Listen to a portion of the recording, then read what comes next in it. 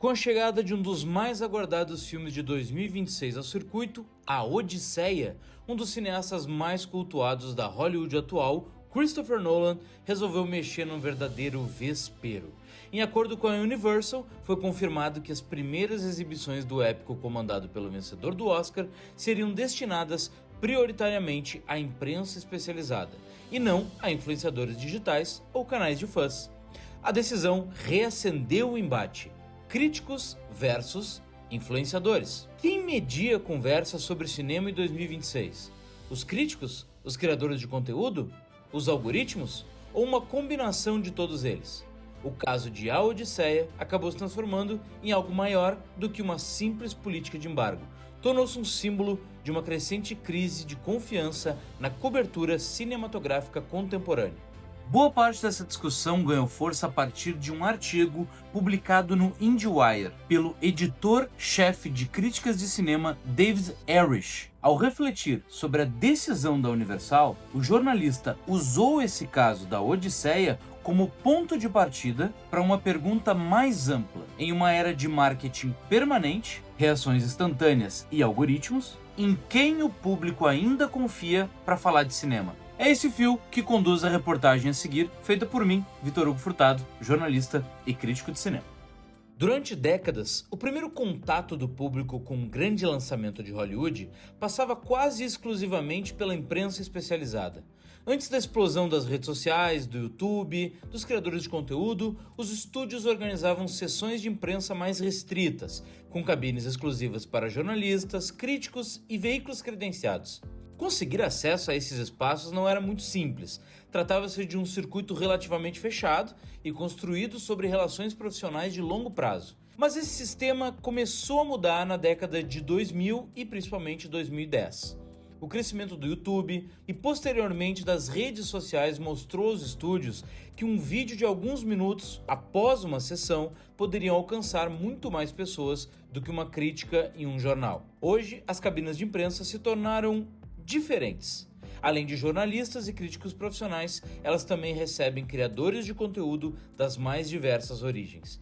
Em muitos casos, não se trata de profissionais da comunicação ou da crítica cultural, mas de pessoas que exercem outras atividades e que, por paixão, mantêm um blog, um canal no YouTube ou um perfil nas redes sociais dedicado ao cinema.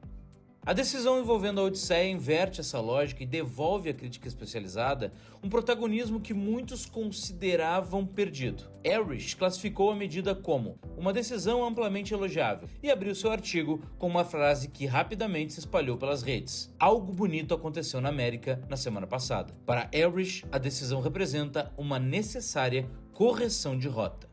Talvez a frase mais importante de todo o debate seja outra. A questão em jogo não é a necessidade de que os críticos sejam os primeiros, mas a necessidade de que o debate seja confiável. Porque o texto do jornalista deixa algo muito claro. O problema não é uma suposta guerra entre críticos e influenciadores. O problema, em sua visão, é que Hollywood passou a estruturar um sistema em que as primeiras impressões são cuidadosamente administradas para gerar entusiasmo antes que análises mais aprofundadas possam surgir. Como ele próprio escreve, as primeiras sessões são reservadas para pessoas cujo trabalho é ajudar a promover o filme, e só depois acontecem as sessões para aqueles cujo trabalho é criticá-lo. Irish descreve esse mecanismo como hype e queda. Primeiro, as redes sociais são inundadas por reações extremamente entusiasmadas. Em seguida, o debate online passa a ser dominado pela sensação de que o filme é um grande acontecimento. Quando surgem críticas mais ponderadas e análises aprofundadas, qualquer avaliação menos eufórica acaba sendo interpretada como negativa. Para o jornalista, esse modelo contribuiu para distorcer a percepção do público sobre inúmeros blockbusters nos últimos anos e ajudou a alimentar uma crescente desconfiança em relação às primeiras impressões divulgadas na internet. Irish afirma: era um modelo pré-existente que a Marvel aperfeiçoou até o limite. A observação dialoga com uma mudança mais ampla na indústria. Ao longo de toda a década de 2010, os grandes estúdios perceberam que vídeos no YouTube e reações em redes sociais podiam alcançar muito mais do que uma crítica publicada em um jornal ou revista. A lógica deixava de ser o crítico recomenda para se tornar a comunidade recomenda. Se essa transformação já estava em curso, a pandemia de Covid-19 a acelerou de maneira decisiva. Entre 2020 e 2026, o TikTok explodiu como plataforma de descoberta cultural. As redações encolheram, o jornalismo cultural perdeu recursos e diversos críticos foram demitidos, ao mesmo tempo em que influenciadores e criadores de conteúdo ganharam ainda mais espaço na conversa sobre cinema. Hoje, existem jornalistas que atuam como influenciadores que produzem crítica séria e criadores de conteúdo que, na prática, funcionam como veículos de imprensa. Outro ponto central do texto de Erich é que os próprios espectadores já identificaram essa dinâmica. Ele escreve: até mesmo os espectadores casuais já perceberam a cadência escalonada das primeiras reações. Em outras palavras, o público aprendeu a desconfiar. E essa perda de confiança talvez seja a grande preocupação por trás de toda a discussão. Segundo o jornalista, fontes confiáveis são mais valiosas do que nunca. Mas não se engane pela lógica das redes, que frequentemente transforma qualquer discussão em uma disputa de ame ou odeie.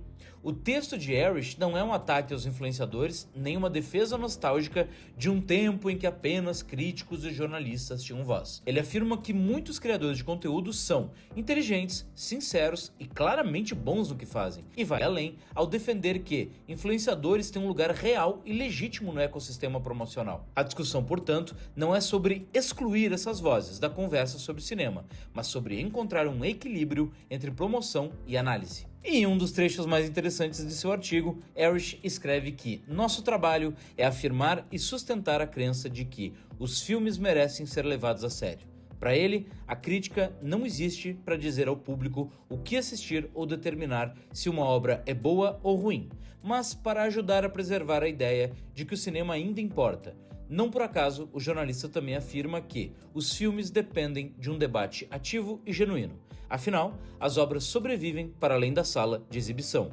Elas continuam existindo nas conversas, nas discordâncias, nas críticas, nos debates e na troca de interpretações entre espectadores. Não existe uma resposta oficial para explicar por que Christopher Nolan e a Universal optaram por priorizar a imprensa especializada nas primeiras sessões de A Odisseia, mas para jornalistas como Erich e Christian Zielko, do IndieWire, a decisão parece estar ligada a uma combinação de fatores.